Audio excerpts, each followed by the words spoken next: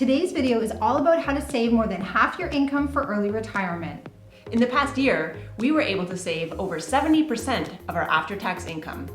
This high savings rate was instrumental in us achieving financial independence and retiring early.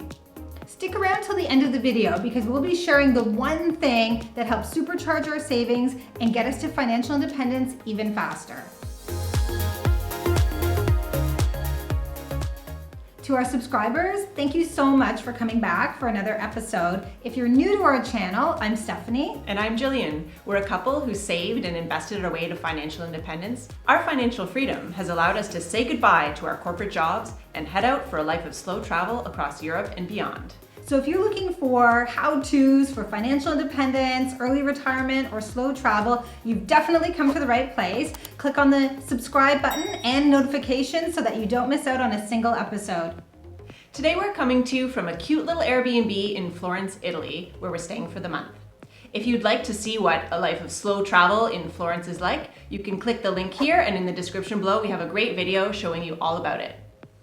The first thing we wanted to tackle in today's video is the question you must be wondering, which is why? Why would we ever want to have a savings rate of 70%? Because obviously there would need to be some cuts in lifestyle in order to achieve such a high savings rate. Well, the answer is very, very simple. In fact, the more we saved, the sooner we could walk away from our corporate jobs. The less we saved, the longer it would take to get to financial independence. So let's talk about how we achieve such a high savings rate and how you might do something similar. Now, saving 70% of your income might not be achievable for everyone, but if you apply these strategies, you will definitely see an increase in the amount that you're saving. The first thing to do is to understand what you're spending today. Now, amazing as it sounds, for two people who love crunching numbers, we did not track our spending or even have a budget in place for our entire lives. This was a totally new concept to us, but it was one that became very important once we discovered the idea of financial independence and made that a goal. So we knew we had some good habits in place.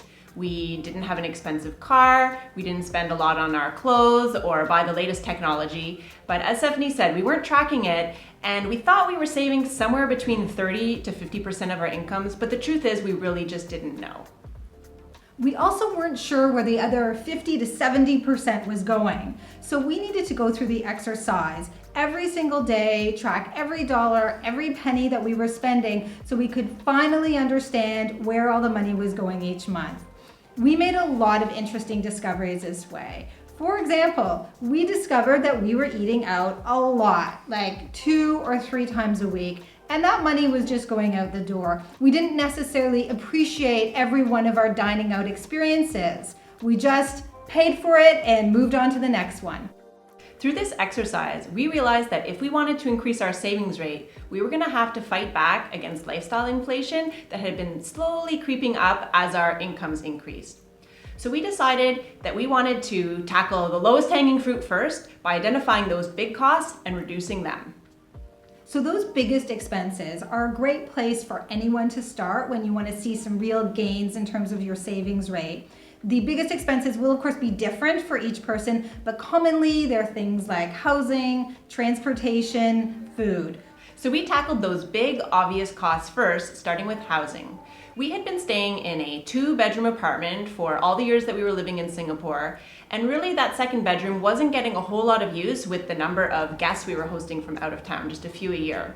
So we decided to move down to a much smaller place. Really, it was a large studio apartment, and that made a significant difference in our monthly outlay for rent. Moving to a new place also helped us with some other unexpected expenses, such as transportation. Suddenly, we were able to walk to work instead of taking public transit, so that was a savings. Another savings, even bigger, were utilities, because suddenly we had a much smaller space and only 1 bathroom instead of 2. So there were lots of effects from just making that move from one place to another. So there's lots of strategies that you can use when it comes to reducing your housing costs. So another great option is something that is called house hacking, where you actually rent or buy something larger than what you need, then you share the space with someone else who then covers a good portion of the rent. The next big expense that we tackled was dining out, which as I mentioned, we were doing a lot of. So we obviously wanted to reduce that dramatically, and we started cooking all of our meals at home and also doing a lot more entertaining at home instead of meeting friends out for a meal. We also paired this with shopping a lot smarter for our groceries, so being a bit mindful about which stores we were choosing and also how much we were paying for each item. Another area where we were able to save was on our gym memberships. So this isn't a large line item for everyone, but for us, we had 2 memberships at a boutique CrossFit gym, which was a great experience, but also came at a pretty hefty price. So we were able to switch to a lower cost commercial gym and get a lot of savings there as well. A final way that we were able to get a lot of savings was by insourcing certain services. Now, you might have some services that you just pay for every month or every 2 months. For us, one of those examples was grooming our dogs. In fact, this was something that was very expensive to do in Singapore. So we had Gillian here watch a lot of YouTube videos and figure out how to groom our poodles on her own. So that came with a lot of savings. Now, the example of grooming your dog might not be relevant to you, but you can think about what services you're currently paying for that you could possibly take on yourself, whether it be mowing your lawn, cleaning your house, you name it. We share more about our various cost cutting in the video that I'll link up here, as well as in the description below. So it's great to identify all those places to cut costs, but it's also important to make sure that the savings are being tucked away and it's not sitting there tempting you. So for us, we have found that automating your approach to saving money, so making sure it's going into the right account and even not being able to touch it, is really critical. And we talk a lot more about how to build a good savings habit in our previous video, which I'll link up here and also in the description below. We had always been good savers, but we knew if we wanted to get to financial independence, we would have to be even more disciplined. So the system we came up with for ourselves was that we had each of our incomes go to a separate bank account, and one of those bank accounts we used for our day-to-day expenses, whereas the other account went straight to savings. It was automated so that we wouldn't be able to get at that money. Now, the other thing to think about would be any other inflows aside from your salary. So for example, that could be a bonus, it could be even a credit card rebate, it could be a tax refund. So any additional inflow of money should also be immediately pushed over to savings. Otherwise, you might think, free money, great, it's something I can spend. So we really had to use a lot of discipline to make sure that those little extras were going in the right place. The next step towards increasing your savings rate is to monitor and track your progress. Now, there's lots of tools available online, whether they're free or paid tools. We personally found that building our own simple Excel sheet where we could customize it to our needs was really the thing that worked for us. Ultimately, no matter what you're using, it's about being able to visualize your progress. You're working towards a very challenging goal, so it's really, really motivating if you can see how well you're doing, follow along each month, and then ultimately, hopefully achieve what you're trying to do. The other way to stay motivated is to find free or low-cost ways to treat yourself as you go along the journey.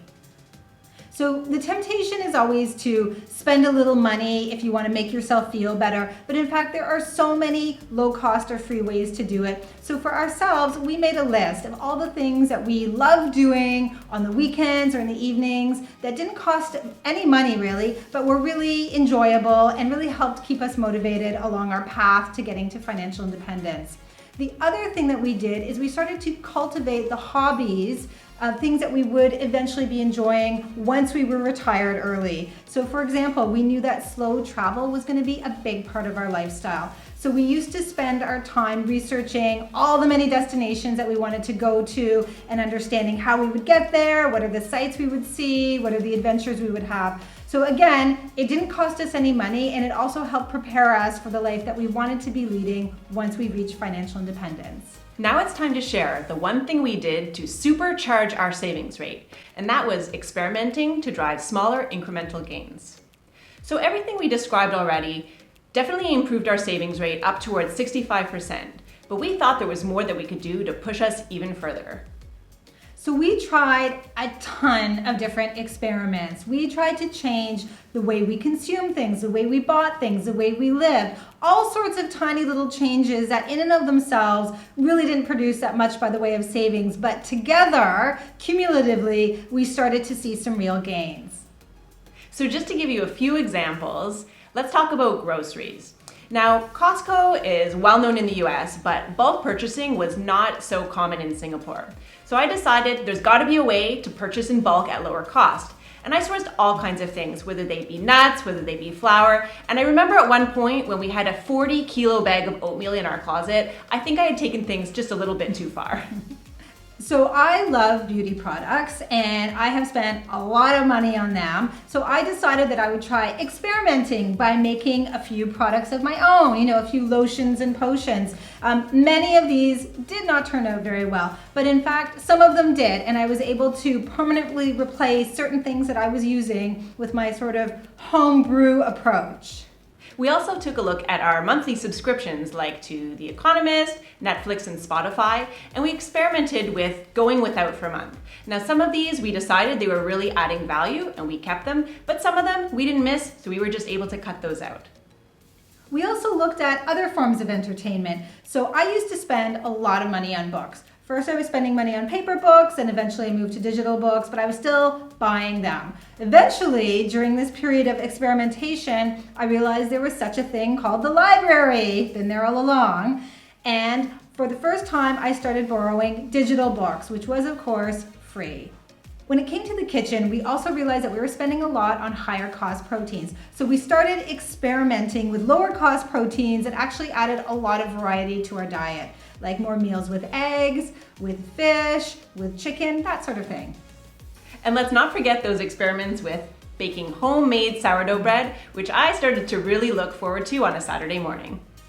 So these are just a few of the hundreds of experiments that we tried over the previous year to drive up our savings rate. Many of them had just very small amounts of savings attached, but together as a group, they ended up really pushing us over the 65%, getting us towards the 70% savings rate.